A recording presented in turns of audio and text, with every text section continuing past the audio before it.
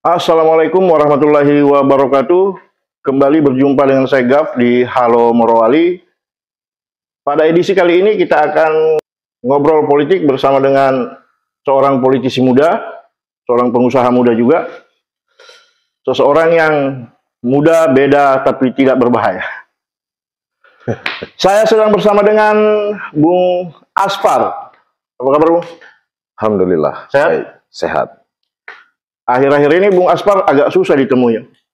Ya, Halo Morowali terpaksa ngantri untuk mengejar jadwalnya Bung Aspar ini. Karena beliau sedang lagi sibuk-sibuknya mengurusi segala hal terkait dengan pencalonan Pak Iksan B. Abdul Rauf sebagai calon Bupati Morowali periode 2024-2029. Dan sebenarnya netizen Halo Morowali mengundang Pak Iksan untuk hadir langsung dan ngopi bareng dengan Halo Morowali, tapi karena beliau terkendala oleh padatnya jadwal sehingga diwakili oleh Bung Aspar ini. ya, Jadi Bung Aspar ini adalah salah satu, kalau kita pakai istilah ring-ring ya, Bung Aspar ini di atasnya ring satu lagi kalau urusan dengan Pak Iksan. Jadi saya pikir kehadiran Bung Aspar di sini adalah mewakili langsung Pak Iksan. Baik, Bung Aspar. ya, Tumben ada waktu ya. ya. Alhamdulillah, kebetulan beberapa urusan-urusan penting kita sudah selesai. Makanya kita menyisihkan waktu kita untuk berjumpa dengan Halo Morowali. Siap, siap. Ya. Sebagai orang yang saya anggap paham, paling tahu pergerakannya Pak Iksan, saya ingin tanya ke Bung Aspar. Sebenarnya yang Bung Aspar tahu, apa sih yang melandasi sampai Pak Iksan B. Abdul Rauf ini maju sebagai calon Bupati Morowali? Jadi saya cerita dulu soal kenapa saya bisa sama-sama dengan Pak Iksan. Ya. Jadi sebelum beliau mengarah pada politik, ini kita di awal memang sudah bersama-sama beberapa tahun yang lalu kita membangun sebuah usaha, kita bekerja sama, dan sampai hari ini itu terbangun dengan baik. Makanya hari ini kalau kita mengarah pada politik, maka niat baik seseorang seperti Pak Iksan ini tidak perlu kita ragukan lagi bahwa beliau kenapa hari ini menyatakan sikap untuk maju ke dalam politik ini karena memang segala sesuatu yang beliau punya hari ini dan juga kesiapan diri beliau untuk menjadi pelayan masyarakat ini memang betul-betul sudah lahir dan betul-betul sudah sangat matang untuk masuk ke dalam dunia politik. Nah, sebelumnya juga beliau kegiatan-kegiatan sosial juga itu tidak kalah dengan yang lain. Nah, beliau juga banyak membangun kegiatan-kegiatan sosial. Nah, tapi karena waktu itu beliau bukan seorang politisi, sehingga beliau tidak tidak disorot oleh media ataupun beliau tidak mempublikasikan kepada publik bahwa banyak hal-hal positif yang beliau sudah kerjakan untuk daerah ini. Jauh sebelum pencalonan ini. Jauh sebelum itu, betul. Yang pastinya maju sebagai calon bupati atau calon wakil bupati itu, yang pastinya kita bukan lagi sebagai ajang coba-coba atau mungkin mau ikut rame dalam kontestasi politik. Tapi sebuah ide dan gagasan yang beliau miliki hari ini itu memang betul-betul sudah dipersiapkan untuk maju dan mendedikasikan dirinya untuk ikut dalam kontestasi politik. Ya. Itu kan banyak teman-teman biasa saya perhatikan di media sosial, ada yang bilang bahwa apa sih kontribusi Iksan B. Abdul Rauf untuk Morowali ini? Kenapa mau jadi calon bupati? Apa sih kontribusinya? Ya. Jadi kalau kita bicara soal kontribusi, ya saya pikir banyak tokoh-tokoh politik di Morowali ini yang juga bisa diukur kemampuan mereka. Jadi kita mengukur bukan soal seberapa besar yang dia berikan kepada daerah ini, tapi dalam hal kontribusi sosial yang dibangun oleh beliau secara pribadi tanpa menggunakan sentuhan pemerintah. Nah, itu adalah sebuah alasan beliau. Ternyata di Morowali ini banyak sekali orang-orang yang sangat membutuhkan bantuan, sangat membutuhkan perhatian, ya baik itu dari sisi profesi atau pekerjaan mereka dan juga di berbagai sektor, misalnya pendidikan, kesehatan dan lain-lain. Sangat banyak orang yang masih belum tersentuh. Jadi belum ada keadilan kepada masyarakat Morowali untuk bisa mengakses secara baik apa yang menjadi program-program pemerintah. Nah, di situ beliau paham sekali bahwa ketika beliau ini turun ke lapangan dan melihat kondisi-kondisi yang terjadi dan juga mengikuti perkembangan pemerintahan, nah beliau muncul ide dan gagasan beliau di situ. Makanya beliau sampaikan, kalau saya mau maju hanya karena sebuah kepentingan pribadi atau memperkaya keluarga saya, dengan apa yang saya miliki hari ini, saya tidak perlu lagi untuk ambisi ke sana. Nah, tapi karena sebuah panggilan tadi, melihat kondisi Morowali hari ini, yang memang menurut beliau harus dibangun secara merata dan berkeadilan, sehingga beliau juga harus turun, harus ikut dalam kontestasi itu. Sebelum kita masuk ke soal ide dan gagasan, kita rehat sih. Jangan lupa subscribe YouTube Halo Morowali. Baik, netizen yang budiman, balik lagi bersama saya Gap dan masih bersama Bung Asfar, Master Campaign dari calon Bupati Morowali, Pak Iksan B. Abdul Rauf. Bung Asfar, Ya. Saya penasaran dan saya yakin orang-orang di luar sana juga sama dengan saya. Gagasan apa sih yang dibawa oleh Pak Iksan ini? Kalau kita kembali lagi bicara soal ide dan gagasan beliau, jadi beliau ini dalam pikiran beliau ini ada sebuah keberpihakan. Nah, keberpihakan yang dimaksud itu adalah keberpihakan terhadap kepentingan masyarakat secara umum. Nah, bukan pada kepentingan investor atau kepentingan kelompok-kelompok tertentu tadi.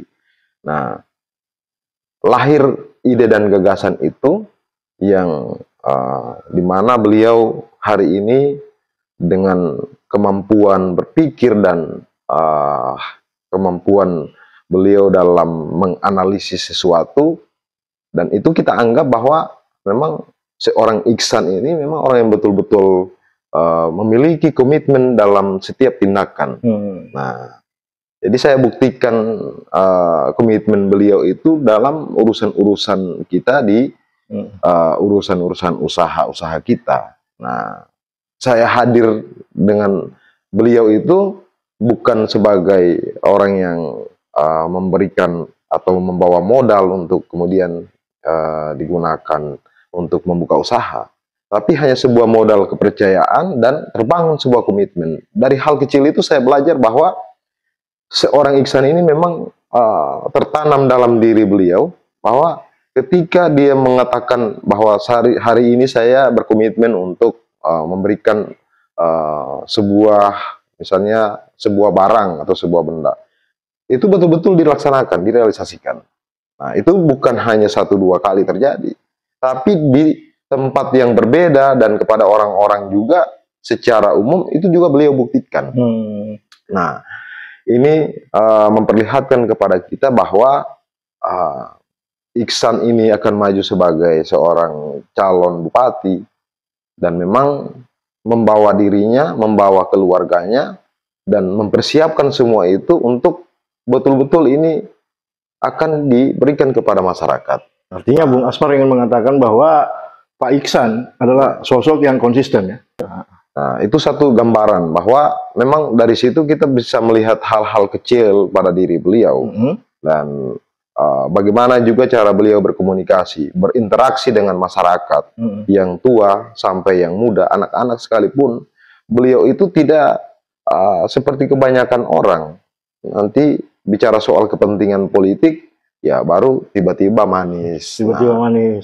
Tapi beliau sejak dari beliau menjadi pengusaha, beliau belajar dari situ, beliau melihat secara merata, secara menyeluruh bahwa ternyata yang dibutuhkan masyarakat hari ini ya bukan hanya pemerintah saja, tapi orang-orang yang dalam dunia usaha ini juga butuh perhatian dari. Baik, Bung Aspar. Pak Iksan B. Abdul Rauf adalah figur yang muncul dari wilayah Bahodopi. Wilayah Bahodopi. Morowali, kalau kita melihat ke belakang, belum pernah ada orang Bahodopi jadi bupati. Nah, tentu ini adalah ruang bagi orang Bahodopi untuk memimpin daerah ini. Nah, bicara Bahodopi, kita tidak bisa lepas dari bicara soal tambang, soal tenaga kerja dan hal-hal terkait lainnya soal tambang. Yang Bung Aspar tahu dari gagasannya Pak Iksan, kalau di sektor pertambangan dan tenaga kerja seperti apa? Ya, kalau soal kehadiran beliau hari ini, ada memang yang mengatakan bahwa ternyata sudah lahir keterwakilan dari wilayah Bahodopi. Ya, itu isu lagi hangat-hangatnya bahwa hari ini ada orang dari wilayah Bahodopi yang muncul sebagai seorang tokoh politik dan sudah mempersiapkan dirinya untuk maju dalam politik ini. Nah, itu betul. Kembali ke pertanyaan yang tadi, Bung Aspar. Ya.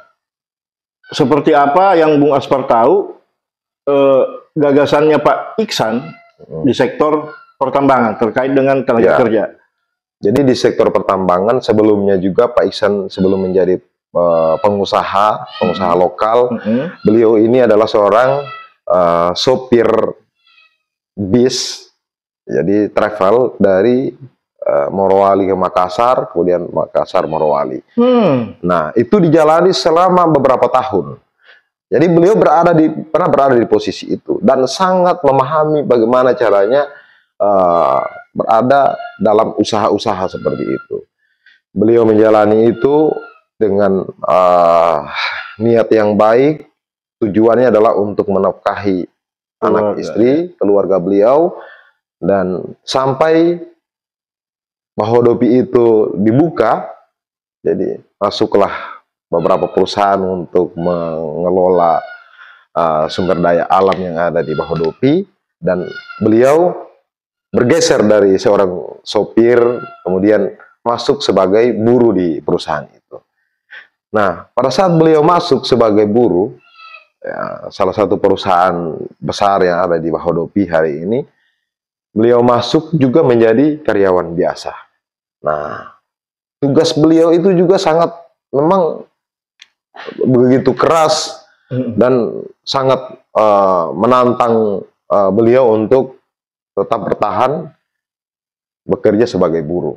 Nah, itu banyak orang yang mengira bahwa Pak Iksan ini lahir tiba-tiba jadi pengusaha. Tapi saya ingin katakan bahwa Pak Iksan ini lahir dan besar dari keluarga yang sederhana, yang kemudian beliau ini sekolah harus keluar daerah, kemudian kembali dan harus bekerja secara mandiri tanpa menggunakan kekuatan orang tuanya. Proses yang beliau ikuti cukup panjang di perusahaan dan pengalaman-pengalaman beliau dalam urusan buruh juga tadi itu tidak kalah juga karena beliau waktu itu juga pernah menjadi pengurus dan juga menjadi ketua serikat pekerja yang ada di kawasan. Nah, sampai hari ini saya pun juga sebagai seorang pengurus serikat pekerja, saya juga banyak belajar, banyak mengambil pengalaman dari beliau. Nah, karena beliau lebih dulu mengenal dunia kerja sebagai buruh dan juga masuk dalam kelompok serikat buruh serikat pekerja tadi. Jadi beliau memahami betul bagaimana beliau berada di tengah-tengah para buruh, mengakomodir kepentingan buruh, dan beliau betul-betul memastikan keadilan dan hak-hak para pekerja saat itu memang betul-betul itu di dikawal baik oleh beliau. Nah, apakah statementnya Bung Aspar ini sama halnya dengan bahwa Bung Aspar ingin menyatakan bahwa Pak Iksan B. Abdul Rauf sebagai calon Bupati Morowali itu paham dengan persoalan yang dihadapi oleh tenaga kerja kita, dan ketika terpilih akan konsisten terhadap keberpihakannya terhadap pekerja. Iya, saya pikir memang karena beliau juga belajar banyak dan sudah mengalami proses itu, yang pasti beliau sangat paham dalam dunia buruh, dalam urusan ketenaga kerjaan beliau sangat paham itu. Dan ketika beliau menjadi seorang pengusaha, ya mungkin tadi soal posisi beliau dari buruh kemudian menjadi pengusaha, dan ketika menjadi seorang bos dalam perusahaan pasti beliau punya karyawan. Nah, saya ingin katakan lagi bahwa dalam usaha-usaha beliau sampai hari ini mempekerjakan banyak buruh, saya belum pernah melihat ada buruh yang merasa diabaikan hak-haknya dalam perusahaan beliau. Nah, itu satu komitmen nyata yang memang betul-betul beliau bangun. Karena dia berangkat pernah menjadi buruh dan sangat memahami kepentingan itu. Nah, kalau beliau diberikan amanah oleh rakyat Morowali untuk menjadi seorang pemimpin di daerah ini, menjadi seorang bupati, saya pikir beliau juga tidak akan mudah untuk menggadaikan kepentingan para buruh. Nah, kemarin juga beliau menyampaikan soal bagaimana keberpihakan kita terhadap para pekerja yang hari ini ada di wilayah Bahodopi maupun di perusahaan-perusahaan manapun itu berada. Beliau punya banyak terobosan. Beliau punya banyak gagasan untuk memperbaiki bagaimana para buruh ini bisa jauh lebih baik kehidupan dibandingkan ya dari kemarin-kemarin. Nah, karena apa? 5 tahun yang kita jalani juga para buruh dengan banyaknya masalah yang muncul, memang bukan hanya soal masalah daerah, tapi secara nasional juga itu muncul. Nah, tapi seorang Iksan itu sudah punya pikiran yang jauh lebih baik dalam urusan menggarap soal bagaimana buruh-buruh yang ada di Morowali ini, bagaimana para pekerja yang ada di Morowali ini bisa jauh lebih baik, bisa mendapatkan hak, kemudian bisa diperhatikan oleh pemerintah tanpa mereka harus melakukan aksi demonstrasi. Kehadiran Pak Iksan ini nantinya di kalangan pekerja, di kalangan buruh ini nanti akan mengurangi masalah-masalah yang ada di dalam poinnya yang ingin Bung Aspar sampaikan adalah Pak Iksan paham persoalan tenaga kerja. Ya. Dan ketika terpilih akan komitmen terhadap itu. Betul. Akan memperbaiki kehidupan pekerja kita. Ya, pastinya seperti itu. Baik, Bung Aspar ditahan dulu. Sebelum kita lanjut, kita rehat lagi.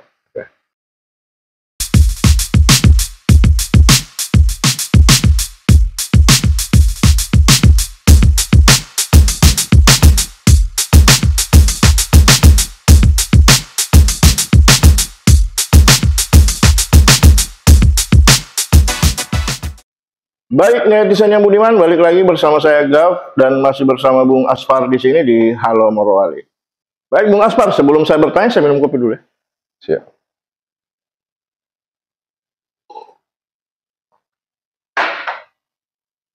Bung Aspar, saya pernah nongkrong di sebuah warung kopi. Ya.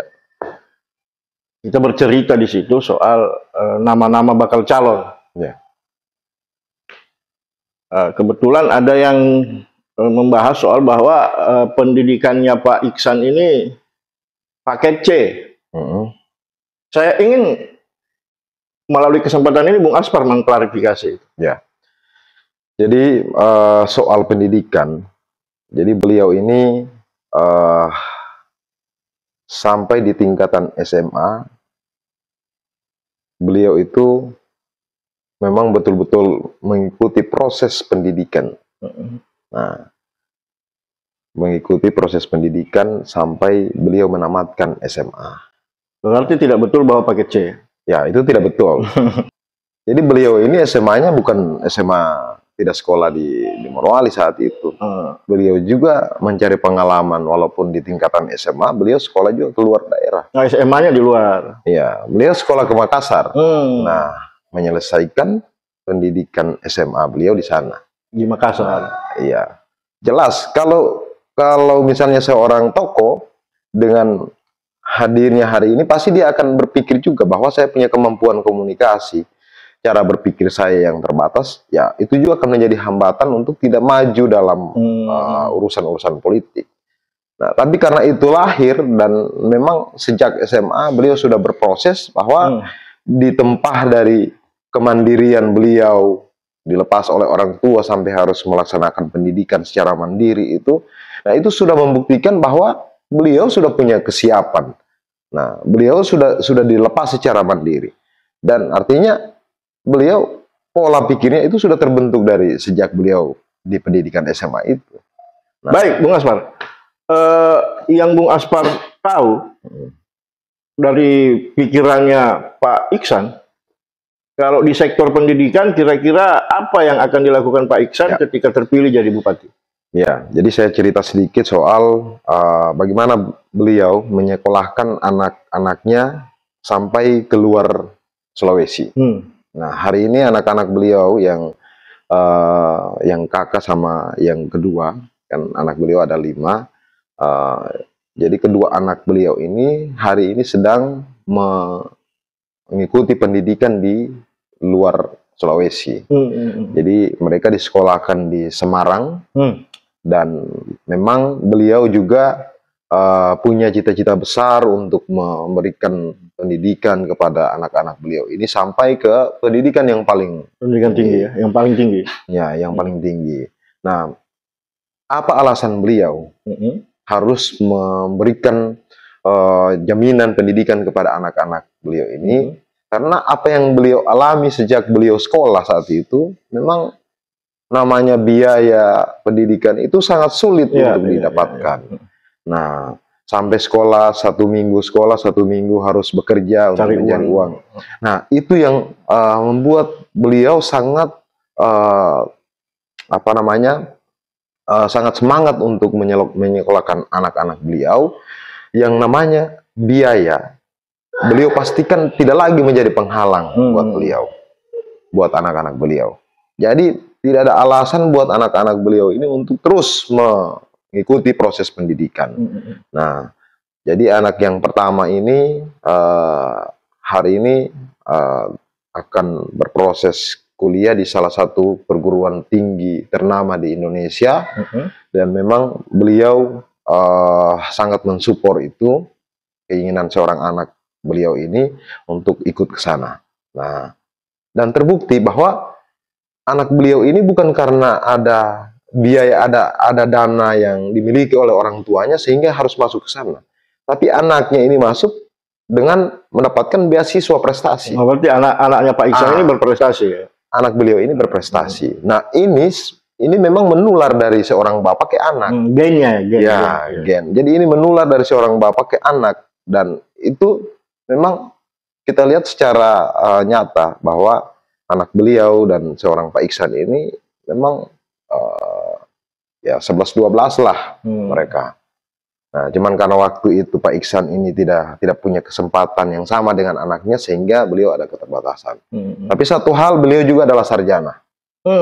Pak Iksan juga adalah seorang sarjana sistem informatika. Ya, beliau juga menyelesaikan itu, dan itu memang beliau juga ada keterlambatan memang saat itu, tapi itu tidak melunturkan semangat beliau untuk terus berproses sampai mendapatkan intinya Pak Iksan adalah seorang sarjana sistem informatika.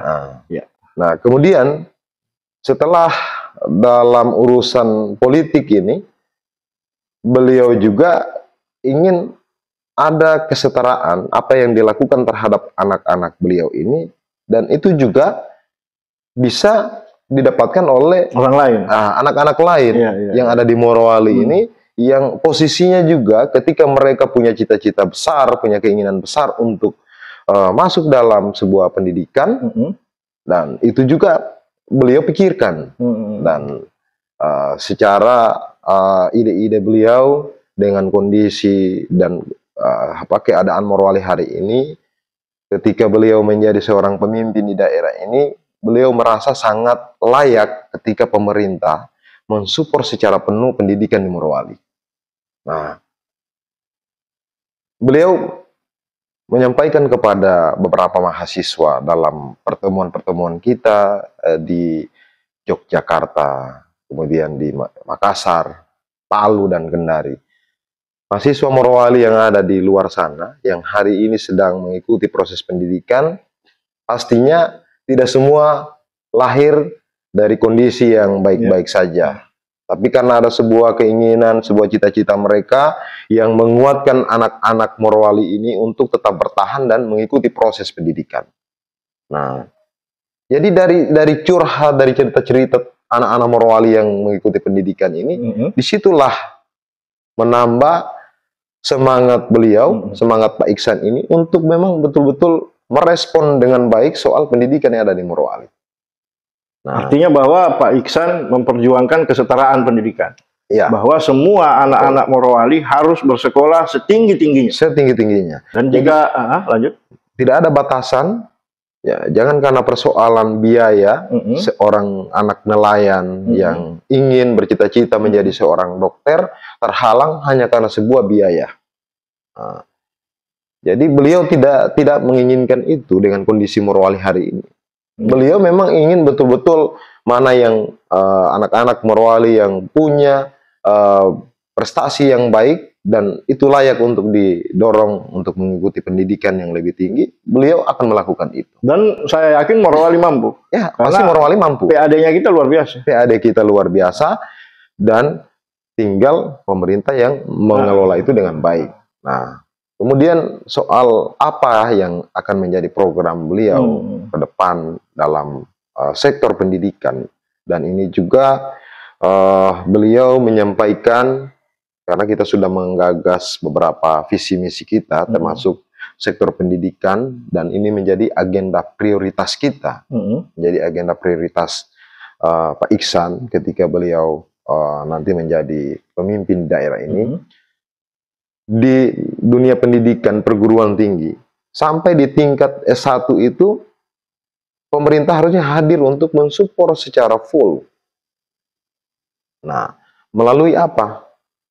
Jadi tidak lagi membebankan secara penuh, secara utuh kepada orang-orang tua, para siswa, para mahasiswa tadi untuk membayar biaya kuliah. Itu tidak lagi. Jadi keinginan beliau, kita tidak lagi memberatkan kepada orang-orang tua, para mahasiswa ini untuk menyelesaikan biaya pendidikan tadi. Harusnya pemerintah hadir. Nah, makanya dengan apa yang diterima oleh mahasiswa hari ini, dengan bantuan pemerintah yang mungkin angkanya kita sudah tahu juga. Nah, beliau mau menaikkan itu sampai bahkan 3 kali lipat dari itu, sangat layak. Jadi ketika Pak Iksan terpilih jadi bupati, beasiswa untuk mahasiswa itu akan dinaikkan. Akan dinaikkan. 3 kali lipat. Iya, kita akan naikkan dalam hitungan, kalau analisis kita, dalam perhitungan kita, dan ini juga banyak para akademisi yang sudah menganalisis itu, dan itu sangat layak. Di angka ya 3 kali lipat dari biaya hari ini, beasiswa hari ini, itu sangat layak untuk dinaikkan. Nah, itu yang menjadi salah satu program dalam sektor pendidikan. Di sektor pendidikan. Jadi di sektor pendidikan, Pak Iksan ingin anak-anak kita, anak-anak Morowali ini semua setara dalam pendidikan. Tidak ada anak yang tidak sekolah hanya karena tidak punya biaya. Betul. Kemudian beliau kemarin melakukan kunjungan dalam acara buka puasa bersama, jadi safari Ramadan beberapa bulan kemarin. Jadi beliau dari Taponda sampai ke Menui Kepulauan. Setelah di Menui Kepulauan itu beliau berjumpa dengan beberapa masyarakat yang ada di sana. Jadi beliau sangat prihatin melihat kondisi pelayanan kesehatan juga. Nah, beliau tanya kenapa puskesmas kita tidak ada dokter yang secara Nah, itu di sektor kesehatan. Nah, ini masih pendidikan. Masih pendidikan? Ya, masih pendidikan. Kenapa tidak ada dokter-dokter kita? Tidak ada dokter-dokter kita yang anak-anak asli Menui ini. Supaya ketika misalnya ada dokter anak-anak asli Menui, mereka tidak lagi meninggalkan tempat ini dengan alasan misalnya pulang kampung, mudik dan sebagainya. Sehingga pelayanan di puskesmas itu tidak kosong. Nah, makanya terlintas dalam pikiran beliau bahwa kenapa pemerintah tidak mendorong anak-anak Morowali yang berprestasi untuk bisa mengakses pendidikan kedokteran tadi. Luar biasa. Nah, kenapa kita tidak memporsikan itu untuk kita didik anak-anak ini tadi untuk ikut dalam pendidikan kedokteran. Pada akhirnya mereka selesai, mereka tidak akan kemana-mana. Mereka akan bertugas di sana. Mereka akan bertugas dan kita tidak apalagi tidak berbicara lagi soal harus mengkontrak dokter dari mana, dari luar sana, dari daerah-daerah. Ya, itu muncul di gagasannya Pak Iksan ya, bahwa ketika dia terpilih nanti, pemerintah daerah akan memporsikan pendidikan khusus buat anak-anak kita yang ingin sekolah dokter. Betul. Daerah akan biayai, sehingga dokter-dokter atau perawat-perawat yang dihasilkan dari itu akan bertugas di daerah asalnya, di Menui misalnya, sehingga tenaga-tenaga kesehatan itu bukan lagi dari luar, bukan lagi dikontrak, tapi sudah tenaga lokal. Betul sekali. Baik, Bung Aspar, saya ingin kita tinggalkan sektor pendidikan tadi karena sudah jelas soal bahwa Pak Iksan memperjuangkan kesetaraan pendidikan. Saya ingin ke sektor kesehatan, Bung Aspar. Kalau di sektor kesehatan, apa yang ingin diperjuangkan oleh Pak Iksan? Jadi di sektor kesehatan hari ini pelayanan kesehatan khususnya di rumah sakit umum daerah di Morowali ini juga sudah baik. Nah, cuman ada beberapa hal yang ini juga dalam proses administrasi yang ini sedikit membuat para pasien masyarakat kita sedikit terkendala, dan untuk mengurusi administrasi ini yang masih sangat membutuhkan waktu yang cukup panjang. Misalnya ya warga-warga kita yang ada di wilayah kepulauan untuk dirujuk ke rumah sakit daerah ya juga butuh waktu dan juga proses administrasi yang sedikit agak ribet. Nah, makanya ini juga bicara soal pemerataan pelayanan kesehatan. Nah, jadi soal pemerataan pelayanan kesehatan ini tidak harus bertumpuk pada rumah sakit daerah. Nah, tapi ada pelayanan-pelayanan di tempat lain, misalnya Menui kepulauan, ya akan misalnya ada yang sakit, kemudian akan dirujuk ke daerah, ke rumah sakit. Kalau dari Menui menuju Bungku, itu waktunya sangat jauh. Sangat panjang, dan jaraknya cukup jauh. Nah, kalau pemerintah menyediakan misalnya fasilitas pelayanan puskesmas, rujukannya langsung ke rumah sakit Kendari, itu jauh lebih cepat dan pelayanannya juga lebih cepat. Nah, membutuhkan waktu yang beda lah dengan betul. Menuju ke Bungku. Nah, itu yang akan diperbaiki, proses pelayanan itu tadi. Jadi proses pelayanan ini akan kita perbaiki. Nah, kemudian yang lain termasuk fasilitas kesehatan ini juga masih ada yang perlu untuk dibenahi, dan seperti misalnya rumah sakit puskesmas. Jadi di puskesmas pelayanannya juga akan ditingkatkan, minimal dia setara dengan misalnya rumah sakit Paku dengan puskesmas Menui, atau misalnya puskesmas Tanjung Harapan. Nah, minimal pelayanan itu akan disetarakan. Nah, fasilitasnya juga ini dipenuhi. Nah, bukan hanya wilayah pulau, tapi di wilayah daratan yang namanya kesehatan ketika saat itu orang sakit atau saat itu orang terkena musibah, mau dirujuk itu kita harus pinjam kiri kanan ambulans. Harus pinjam ke desa A. Misalnya desa, ya taruhlah Soloon saja ya, tidak punya ambulans, harus pinjam ke ambulans tetangga. Hah? Ya. Nah, ini yang juga menjadi prioritas kita. Kita ingin satu ambulans, satu desa itu hadir untuk memenuhi pelayanan kesehatan tadi. Ya, supaya tidak ada lagi desa-desa yang terkendala dengan itu, tidak lagi harus meminjam ke desa tetangga. Luar biasa, luar biasa. Jadi satu ambulans satu desa itu juga menjadi program. Nah, saya pikir itu akan sangat membantu masyarakat kita di pedesaan. sangat membantu. Saya sudah dapat membayangkan kalau programnya Pak Iksan, kalau misalnya Pak Iksan terpilih jadi bupati, terus Pak Iksan memprogramkan satu desa satu ambulans dan itu jalan, saya sudah bisa bayangkan betapa terbantunya masyarakat kita dengan ambulans desa itu. Luar biasa. Karena itu memang kendala yang sering sekali kita hadapi, masyarakat Morowali. Ketika emergensi, ada masyarakat kita yang mau melahirkan atau yang mungkin tiba-tiba sakit dan harus dirujuk.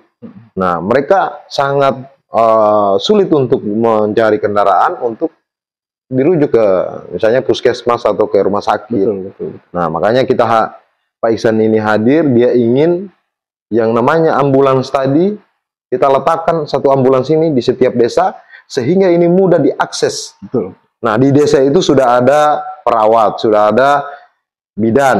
Nah, tapi kadang yang menjadi kendala, seorang bidan, ketika dia butuh transportasi, dia harus menunggu jemputan puskesmas. Nah, tapi kalau disediakan di desa, itu otomatis tinggal berangkat saja, selesai. Betul. Itu di sektor kesehatan. Sektor kesehatan. Luar biasa. Jadi Pak Iksan di sektor kesehatan punya gagasan yang luar biasa menurut saya. Satu ambulans, satu desa. Otomatis ini akan sangat membantu masyarakat kita di pedesaan yang selama ini memang kendalanya biasa di persoalan ambulans itu. Baik, netizen yang budiman, sebelum kita lanjut, kita rehat sejenak.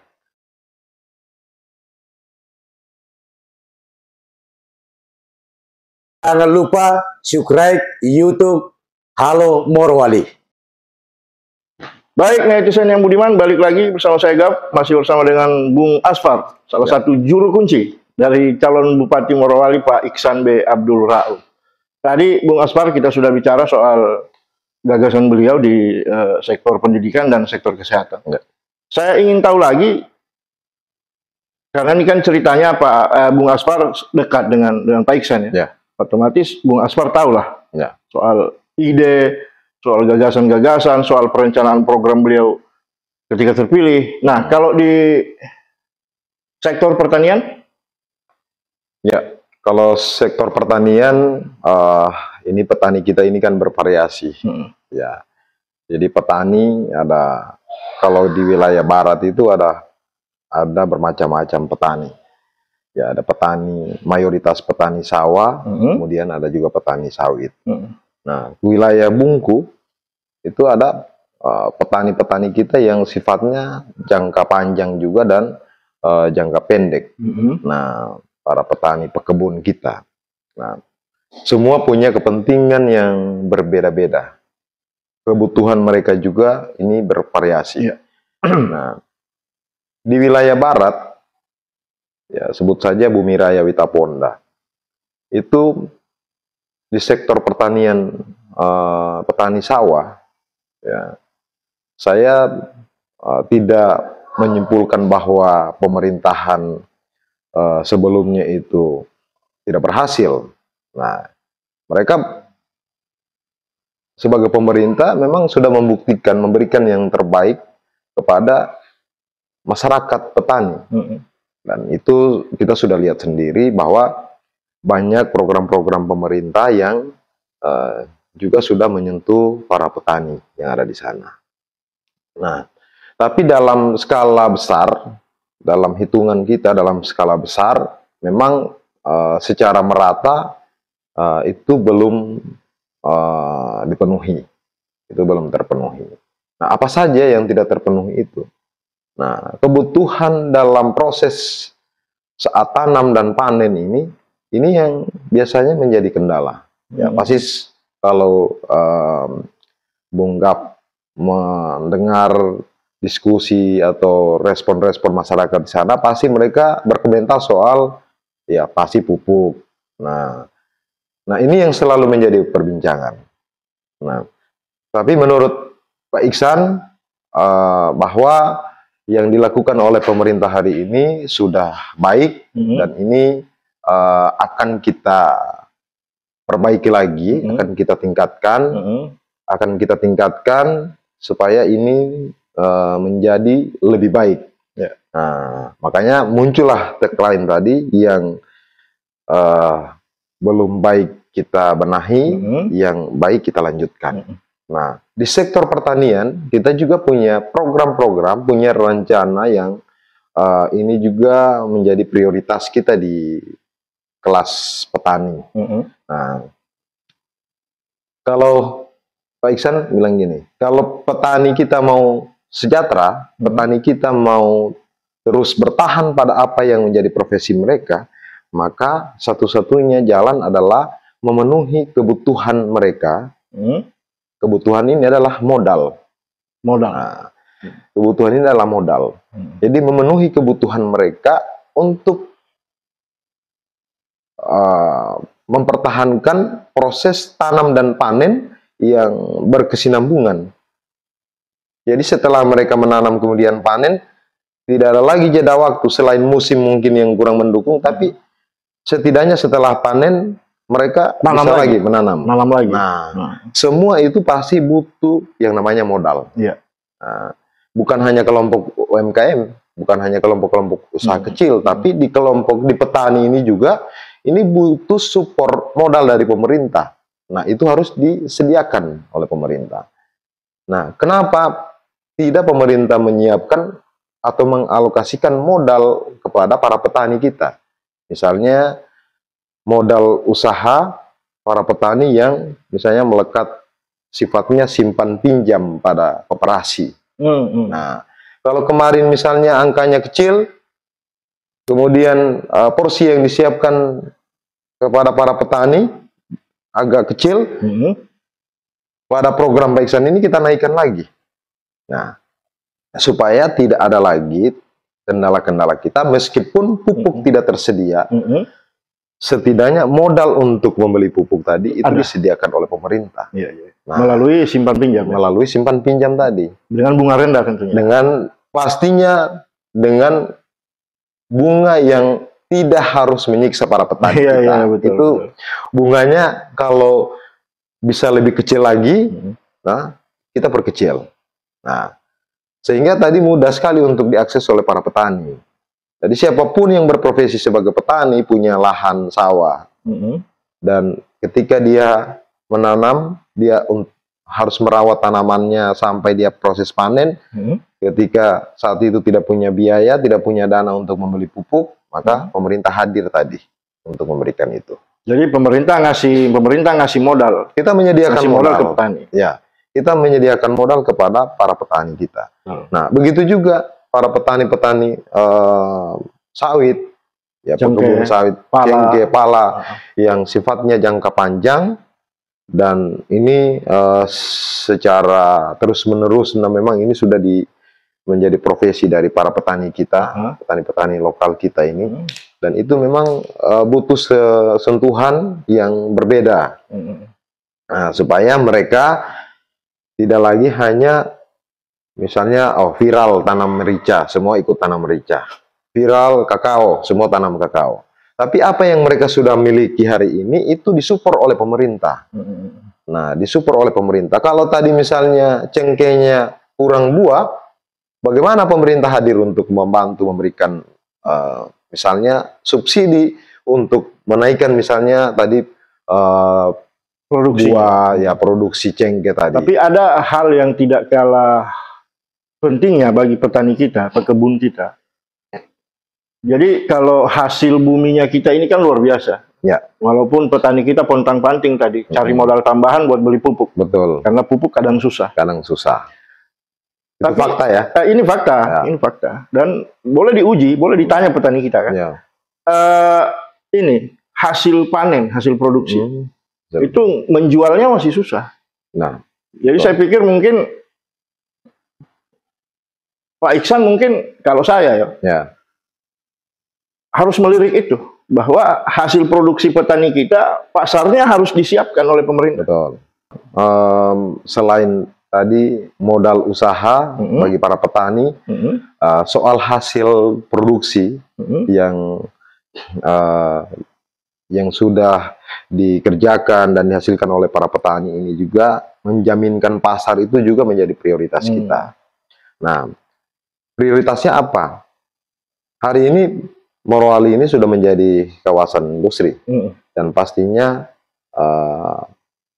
bukan hanya beras, bukan hanya buah-buahan atau sayur-sayuran, tapi hampir semua yang dikerjakan oleh para petani ini juga menjadi kebutuhan perusahaan. Betul. Nah, bayangkan kalau misalnya semua hasil bumi yang sudah diproduksi oleh para petani ini disediakan pasar ke perusahaan dengan memberikan harga yang sedikit berbeda, ini akan membuktikan bahwa ya ada sebuah proses yang jauh lebih baik yang menaikkan tingkat kesejahteraan petani dengan menjaminkan pasar tadi. Betul. Nah, kemarin waktu Pak Iksan menghadiri panen perdana melon di Kecamatan Witaponda. Ya. Nah, beliau hadir, memang kelompok yang punya kebun melon ini memang sengaja mengundang Pak Iksan untuk hadir dalam acara panen perdana. Nah, sampai beliau melihat kondisi tanaman yang ada di sana, ternyata melon ini dengan luasan sekitar 1,5 hektar ini, ternyata hasilnya juga luar biasa bagus, tidak kalah dengan daerah-daerah lain. Nah, buahnya yang sangat besar, manis, dan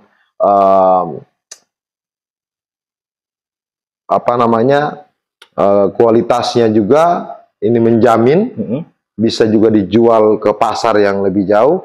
Dan beliau berpikir di situ bahwa kenapa tidak kebun melon hasilnya tadi ini, kenapa tidak kita bawa ke perusahaan? Iya.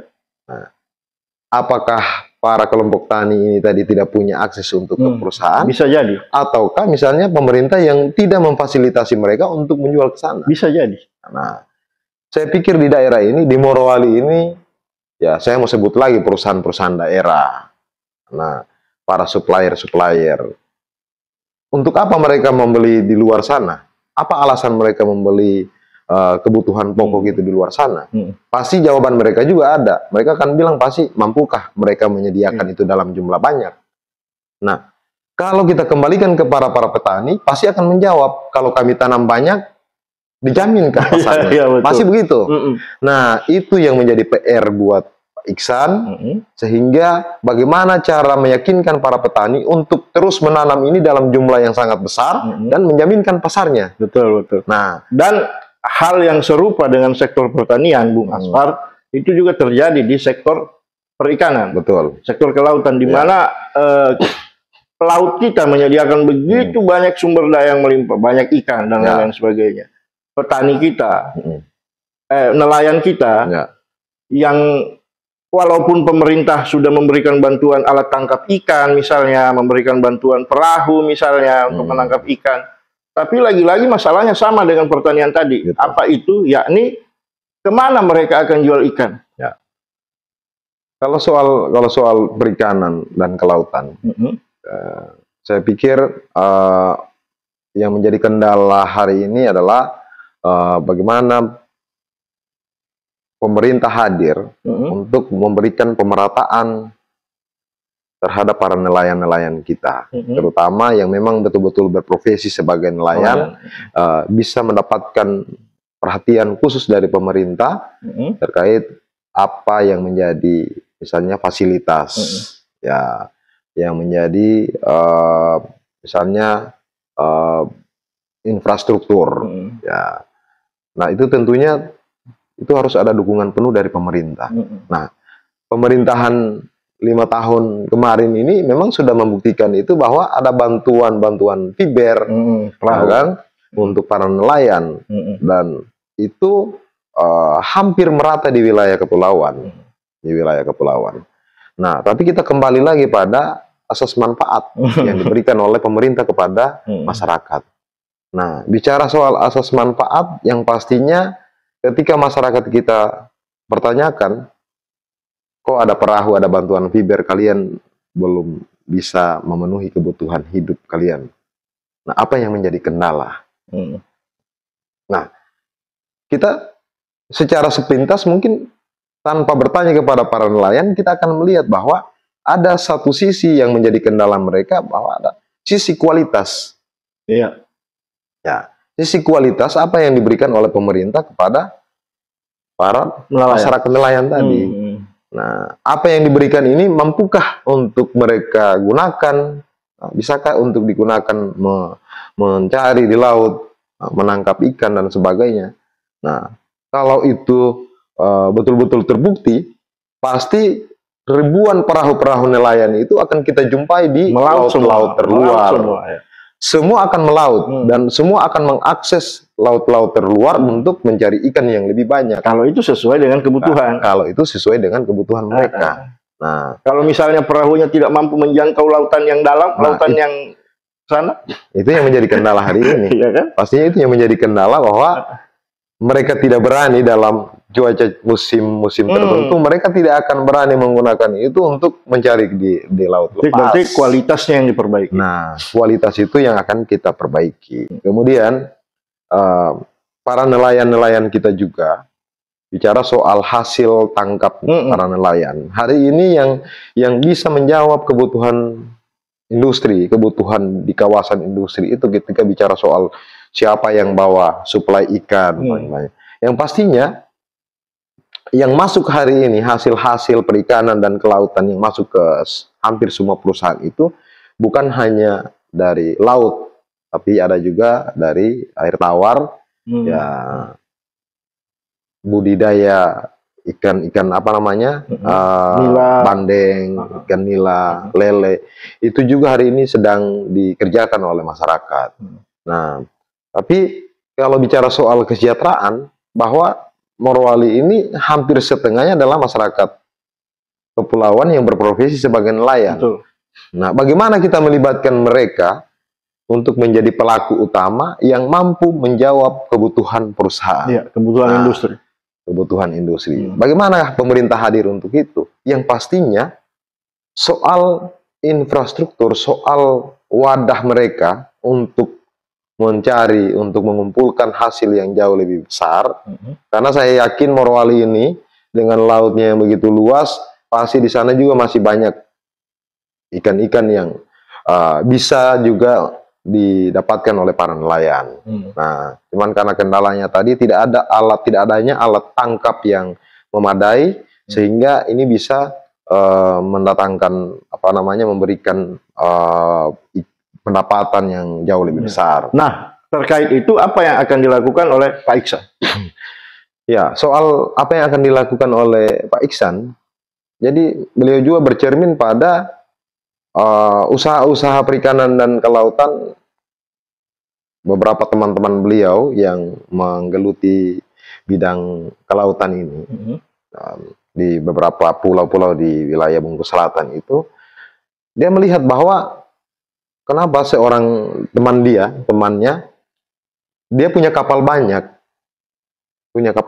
dan menangkap ikan, kemudian hasilnya itu dibawa di provinsi lain, ya misalnya ke Sulawesi Tenggara. Kenapa ikan-ikan itu tidak dibawa ke Morowali, kemudian dijual ke perusahaan? Nah, kan itu akan jauh lebih menguntungkan buat si pengusaha tadi, dibandingkan dia harus bawa ke luar daerah.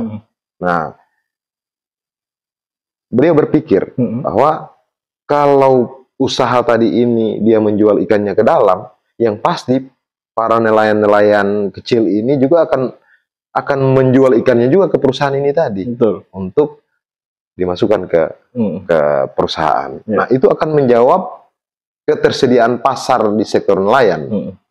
Nah, Tapi karena tidak ada yang memfasilitasi itu dan mereka merasa bahwa ketika mau mengakses ke dalam perusahaan, dia sulit sekali untuk masuk. Betul, memang.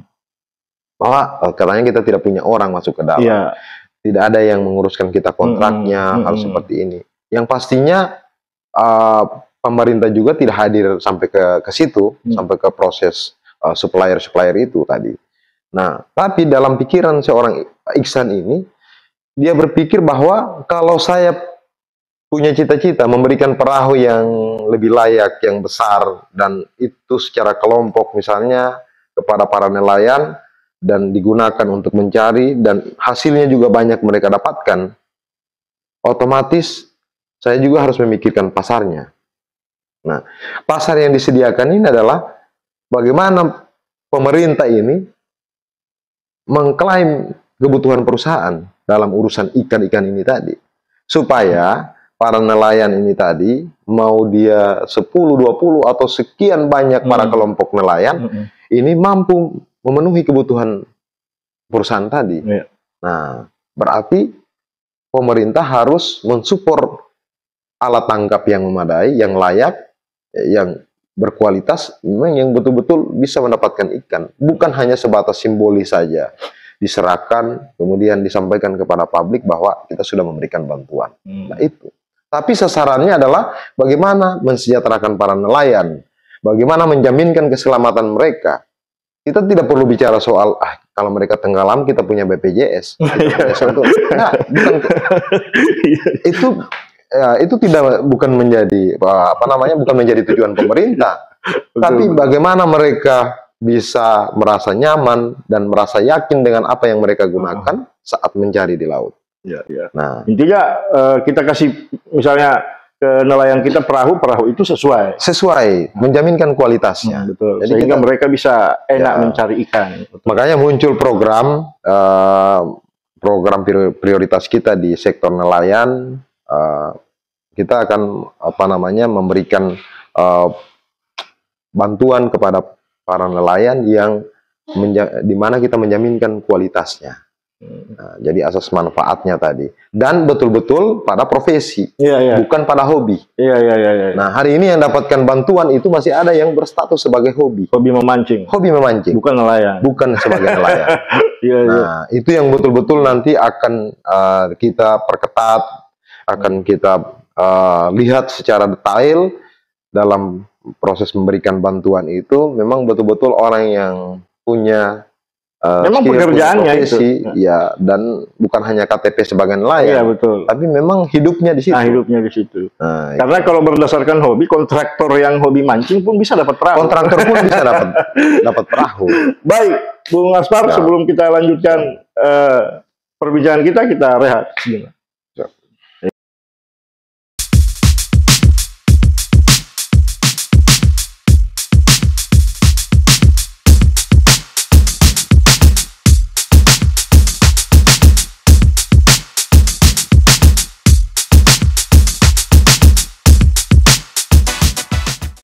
Baik, netizen yang budiman, balik lagi saya Gap bersama dengan Bung Aspar.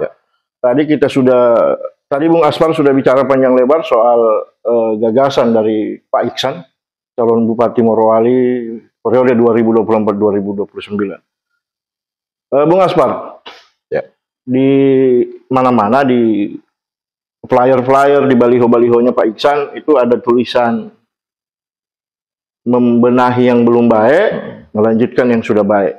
Nah, kalau menurut Bung Aspar sebagai warga Morowali, juga sebagai bagian daripada pemenangan Pak Iksan, di Morowali ini yang belum baik sejauh ini apa?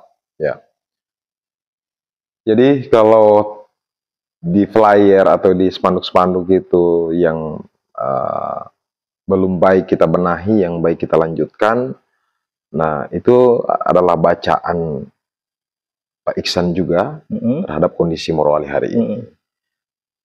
Beliau maju itu bukan menganggap bahwa Morowali ini sedang tidak baik-baik saja, ataupun menganggap bahwa Morowali ini sudah baik. Yang pastinya dari pemerintahan awal sampai hari ini yang terjadi di Morowali itu pasti masih banyak yang perlu kita benahi. Nah, yang perlu kita benahi ini tadi seperti yang sudah kita jelaskan, bahwa ya banyak sektor-sektor yang hari ini sudah berjalan tapi masih perlu perbaikan. Nah, itulah yang menjadi gambaran kita. Nah, dari banyaknya program, banyaknya hal-hal yang terjadi di Morowali, memang itu butuh untuk dibenahi. Betul. Nah, yang menurut beliau itu baik, ya beliau juga pasti tidak mungkin mengatakan apa yang terjadi hari ini tidak baik. Jadi banyak juga prestasi yang sudah baik, yang sudah dikerjakan oleh pemerintahan. Dan itu akan dilanjutkan. Dan itu akan dilanjutkan. Nah, makanya beliau ini tidak pernah menyampaikan kepada publik bahwa Morowali ini rusak. Morowali hari ini tidak harus seperti ini. Nah, Morowali hari ini sudah berjalan baik. Nah, di sisi-sisi lain masih ada yang perlu kita benahi. Nah, makanya terlintas di dalam pikiran beliau bahwa dari kata tadi itu, dari kalimat tadi itu, beliau berpikir bahwa Morowali ini bisa kita buat lebih baik lagi. Kemarin kalau saya tidak salah baca informasi, Pak Iksan sudah mendaftar ke KPU di jalur independen sebagai calon bupati independen pada perhelatan Pilkada 27 November mendatang. Dan di situ kalau saya tidak salah baca lagi, makanya saya mau klarifikasi sama Bung Asfar ini. Pak Iksan waktu ke KPU mendaftar sebagai calon bupati independen, itu katanya calon wakil bupatinya Bung Asfar. Betul itu, Bung? Iya, jadi memang di awal, jadi setelah Pak Iksan punya hajatan, punya niat untuk maju sebagai bakal calon bupati, memang saat itu kita awali dengan fokus kita pada jalur independen. Nah, kenapa kita berangkat dari jalur independen? Selain kita memperkenalkan Pak Iksan ini ke kalangan masyarakat sampai ke tingkat bawah, ini juga memang kita persiapkan untuk menjadi syarat kita mendaftarkan Pak Iksan ke KPU melalui jalur independen. Nah, karena komunikasi ini yang masih sangat panjang dan beliau juga membangun komunikasi dengan para petinggi-petinggi partai politik, dan beliau dalam proses itu membangun komunikasi dengan partai politik, ternyata ada titik terang, ternyata ada gambaran yang mau saya bilang ini juga bukan memastikan, tapi ini adalah gambaran yang sangat jelas dan juga sama dengan calon-calon yang lain, bahwa komunikasi dengan para petinggi-petinggi partai ini juga terbangun dengan baik. Nah, sehingga dari beberapa partai politik yang punya kursi di Morowali ini muaranya semakin jelas ke Pak Iksan. Jadi soal pendaftaran kemarin muncul nama Iksan dan Asfar yang didaftarkan ke KPU itu, memang saya yang menyampaikan ke beliau bahwa ini tidak apa-apa kita daftarkan. Nanti kan ada masa perbaikan mungkin 1-2 hari ke depan, atau 1 kali 24 jam ada perbaikan. Ketika mungkin kita sudah fix akan maju melalui jalur independen, ya saya tadi yang mendaftar mewakili Pak Iksan ini bisa digantikan dengan orang yang sudah kita pilih, sudah kita tentukan. Berarti Bung Asfar tidak jadi calon wakil bupati? Ya, saya jelas saya sampaikan saya bukan pasangan Pak Iksan. Kalau begitu ada orang lain yang akan diambil sebagai wakilnya Pak Iksan nanti? Betul sekali. Apakah itu orang partai atau bagaimana? Saat ini komunikasi yang sudah kita bangun dengan semua partai-partai politik yang komunikasinya sangat intens ini, ada memang beberapa tokoh-tokoh politik yang dari masing-masing partai politik juga merekomendasikan calon mereka untuk bisa bersama-sama dengan Pak Iksan. Nah, jadi beberapa tokoh-tokoh ini juga memang agak kuat sih sebenarnya dan semakin dekat dengan Pak Iksan dan juga semakin mengerucut. Nah, tapi saya katakan bahwa Pak Iksan juga sudah mengantongi salah satu nama yang ini akan menjadi pasangan beliau. Berarti nama yang sudah dikantongi Pak Iksan itu adalah yang paling mengerucut di antara sekian banyak calon wakil bupatinya. Betul sekali. Boleh dibocorkan siapa? Yang pastinya orang yang dipilih oleh Pak Iksan yang pertama itu adalah orang yang memiliki kecocokan komunikasi antara Pak Iksan dengan beliau. Nah, dan kedua, beliau juga yang akan dipilih menjadi pasangan beliau ini adalah orang yang paham juga birokrasi dan birokrasi urusan pemerintahan dan juga ya mengarah pada religius lah. Jadi orang yang paham juga soal agama dan punya pengalaman di pemerintahan. Iya. Jadi nama yang dikantongi Pak Iksan ini cuma satu. Nama yang dikantongi hari ini sampai hari ini ya. Sampai hari ini itu hanya ada satu. Itu yang mengerucut. Ya, itu yang dia paham birokrat. Dia nama calon wakil bupatinya Pak Iksan yang Pak Iksan kantongi itu dia paham birokrasi, kemudian dia orangnya religius. Ya, betul sekali. Memang belum waktunya untuk dibuka atau bagaimana, Bung Asfar? Nah, ini sebagai apa namanya bocoran. Ini bocor halus lah. Jangan juga terlalu karena takutnya nanti bisa blunder lagi. Jadi ini bocor-bocor halus lah. Yang pastinya ini akan diumumkan sebelum pelaksanaan deklarasi yang insya Allah akan kita laksanakan pada bulan Juli. Jadi kita akan deklarasikan pasangan dan juga partai-partai pengusung beliau pada bulan Juli. Dan nama ini sebentar lagi akan diumumkan. Jadi saya komunikasi dengan beliau dan beliau menyampaikan saya akan menyampaikan soal wakil itu pada saat nanti saya berada di Tanah Suci. Karena kebetulan beliau dalam waktu dekat ini akan melaksanakan ibadah haji. Jadi netizen yang budiman, ternyata Pak Iksan B. Abdul Rauf, bakal calon Bupati Morowali ini sudah mengantongi nama orang yang akan menjadi calon wakilnya. Ya. Tapi Bung Aspar tidak mau buka, dia hanya kasih bocoran halus. Intinya orangnya religius, kemudian orangnya paham birokrasi.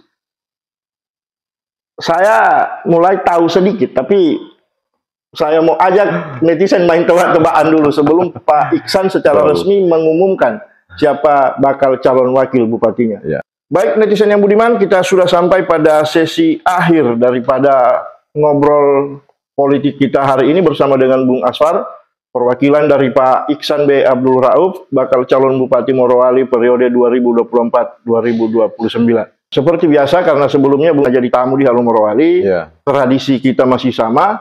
Di sesi akhir itu akan diberikan mic sepenuhnya kepada narasumber untuk menyampaikan apa yang ingin disampaikan sebagai kesimpulan daripada pembahasan kita dari awal sampai akhir.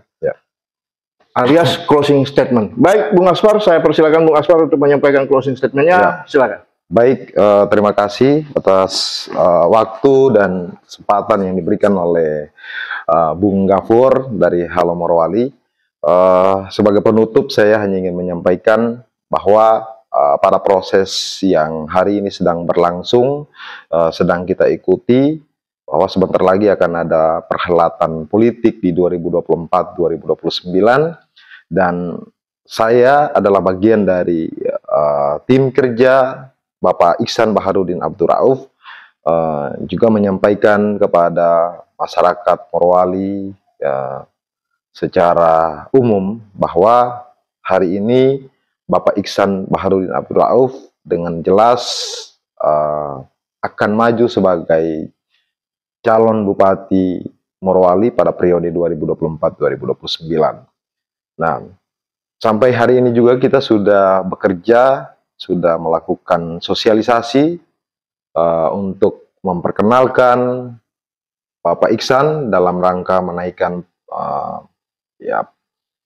popularitas maupun elektabilitas beliau, dan tentunya ini sampai detik ini juga masyarakat sudah banyak mengenal dan mengetahui bahwa Bapak Iksan ini akan maju sebagai salah satu calon Bupati Morowali pada periode 2024-2029. Untuk itu, kami mewakili Bapak Iksan Baharudin Abdul Rauf juga mengucapkan terima kasih yang setinggi-tingginya kepada seluruh masyarakat Morowali yang sudah membantu beliau dalam proses perjalanan beliau dan juga sudah menerima beliau di setiap tempat di mana beliau berada, bertemu bersilaturahmi dengan seluruh masyarakat Morowali.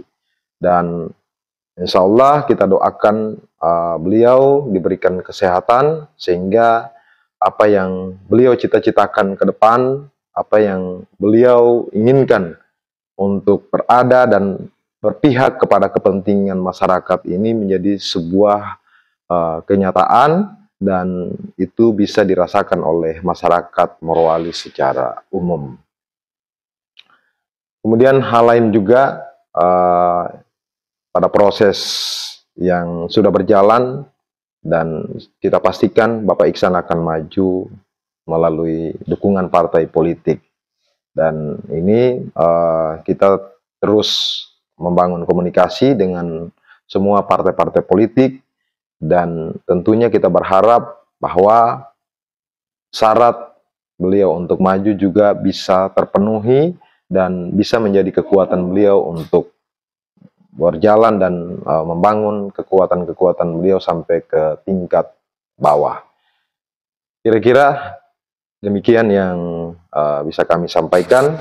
Terima kasih dan saya akhiri billahi taufiq wal hidayah. Assalamualaikum warahmatullahi wabarakatuh.